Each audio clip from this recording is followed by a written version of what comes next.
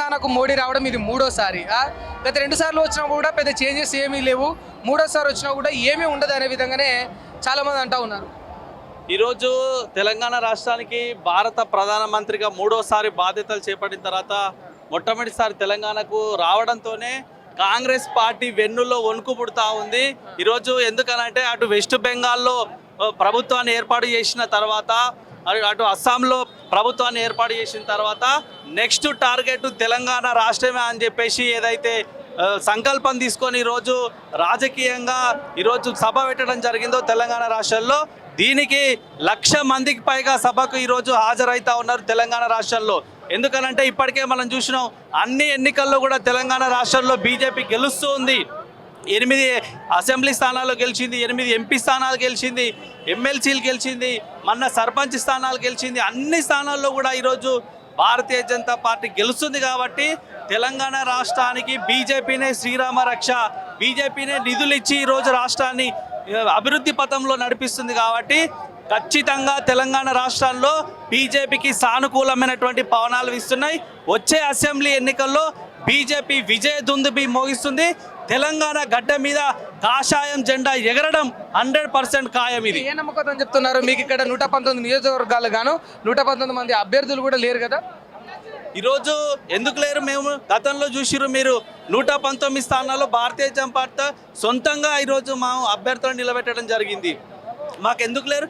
మేము అప్లికేషన్లు ఇవ్వమని చెప్పేసి, అంటే 119 స్థానాల్లో ఎవరెవరు ఆశాభావాలు ఉన్నారో అప్లికేషన్లు ఇవ్వమని చెప్తే ఒక్కొక్క దగ్గర 100 అప్లికేషన్లు వచ్చినాయి.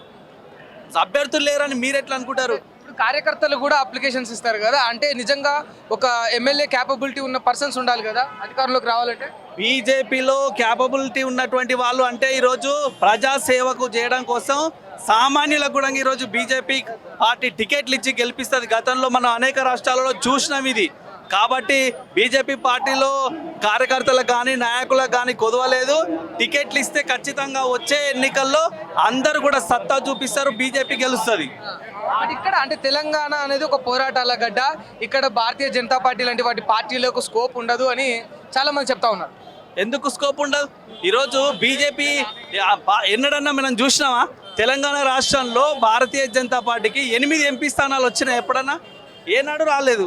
8 ఎమ్మెల్యే స్థానాలు గెలిచినామా? ఎప్పుడూ గెలవలేదు. జిహెచ్ఎంసీలో 48 స్థానాలు జిహెచ్ఎంసీలో గెలిచినామా? ఎప్పుడు గెలవలేదు. 1-2 స్థానాలు ఉన్నటువంటి తెలంగాణ రాష్ట్రంలో బీజేపీ పార్టీ ఇప్పుడు అత్యధికమైనటువంటి మెజార్టీ స్థానాలు గెలిచింది.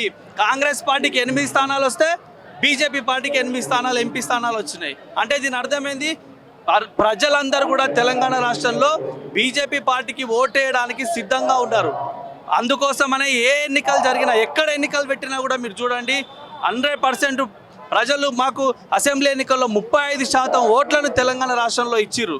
సో ఈసారి ఏదైతే ప్రధానమంత్రి గారు తెలంగాణ టూర్లో భారత ప్రధానిగా అభివృద్ధి పనుల కోసం తెలంగాణ రాష్ట్రంలో 9,377 కోట్ల అభివృద్ధి పనులకు ఈరోజు శ్రీకారం చుట్టడంతోనే తెలంగాణ రాష్ట్రానికి అభివృద్ధి కోసం బీజేపీ కట్టుబడి ఉంది అని చెప్పడం కోసమే ఈ సభకు పెట్టడం జరిగింది. కాబట్టి 100% మాకు పూర్తి విశ్వాసం, నమ్మకం ఉంది. ఈ కాంగ్రెస్ పార్టీని బొందబెట్టడం కోసం ఖచ్చితంగా భారతీయ జనతా పార్టీ ప్రజలు ఆదరిస్తూ ఉన్నారని సందర్భంగా తెలియజేస్తున్నాం. ఫైనల్ 1 క్వశ్చన్ అన్న, అంటే తెలంగాణకు చేయని హామీలు కూడా చాలా ఉన్నాయి, ఇచ్చి తప్పినవి. అంటే బయ్యారం ఉక్కు ఫ్యాక్టరీ సంబంధించి కావచ్చు, విభజన హామీలు కావచ్చు, లేకపోతే ఏదైతే ITIR విషయంలో కావచ్చు, ఇవన్నీ కూడా తెలంగాణకు పూర్తి చేయని ఉన్నాయి కదా, ఇవి ఎక్స్పెక్ట్ చేయొచ్చా మరి? ఈరోజు నేను ఒకటే చెప్తున్నా, 11 సంవత్సరాల కాలంలో, అంటే 2014 సంవత్సరంలో మోడీ గారు ప్రధాని అయిన తర్వాత ఇన్ని సంవత్సరాల కాలంలో దాదాపు 12 లక్షల కోట్ల రూపాయలు తెలంగాణ రాష్ట్రానికి ఇచ్చింది. అది జాతీయ రహదారులకు అయితేనేంది, వరంగల్లో ఏర్పాటు చేస్తున్నటువంటి టెక్స్టైల్ పార్క్ కోసం అయితేనేంది, తర్వాత మేడారంలో ఏర్పాటు చేసినటువంటి యూనివర్సిటీకి అయితేనేంది, అన్నీ బీబీ నగర్లో ఏర్పాటు చేసిన ఎయిమ్స్ కోసం అయితేనేంది, తెలంగాణ రాష్ట్ర అభివృద్ధి కోసము 11-12 లక్షల కోట్ల రూపాయలను ఇప్పటికే భారతీయ జనతా పార్టీ ఇచ్చి ఉంది. కానీ కొంతమందికి కళ్ళు లేని కాంగ్రెస్ పార్టీ నాయకులకు, చెవులు లేని కాంగ్రెస్ పార్టీ నాయకులకు ఈ అభివృద్ధి కనపడదు, ఇచ్చేటువంటి నిధులు కూడా కనపడవు. అరే 12 లక్షల కోట్లు ఇచ్చినాం మేము. మా కిషన్ రెడ్డి గారి ఆధ్వర్యంలో పవర్ పాయింట్ ప్రజెంటేషన్ పెట్టినాం మేము. ఆ 12 లక్షల కోట్లు కూడా ఇక్కడ నుంచి వెళ్ళి అంటే మనం రూపాయి వంతు కేంద్రానికి ఇస్తే వాళ్ళు ఇచ్చేది 25% మాత్రమే ఇస్తా ఉన్నారు. రూపాయి ఇస్తే 25 పైసలు ఇస్తా ఉన్నారు. కాంగ్రెస్ పార్టీ ఉన్నప్పుడు ఏమి ఇచ్చింది మరి? గతంలో కాంగ్రెస్ పార్టీ అధికారంలో ఉన్నప్పుడు ఏమిచ్చింది? ఏమన్నా అభివృద్ధి చేసిందా? జాతీయ రహదారుల అభివృద్ధి చేసిందా? ఎయిమ్స్ని ఇచ్చిందా ఏమన్నా? లేకపోతే మూతపడ్డ రామగుండం ఫ్యాక్టరీని, ఎరువుల ఫ్యాక్టరీని ఓపెన్ చేసిందా? కాకతీయ మెగా టెక్స్టైల్ పార్క్ను ఇచ్చేటువంటి ప్రయత్నం చేసిందా? మేడారంలో సమ్మక్క సారక్క యూనివర్సిటీని ఏర్పాటు చేసే ప్రయత్నం చేసిందా? ఏది కూడా చేయలే కదా.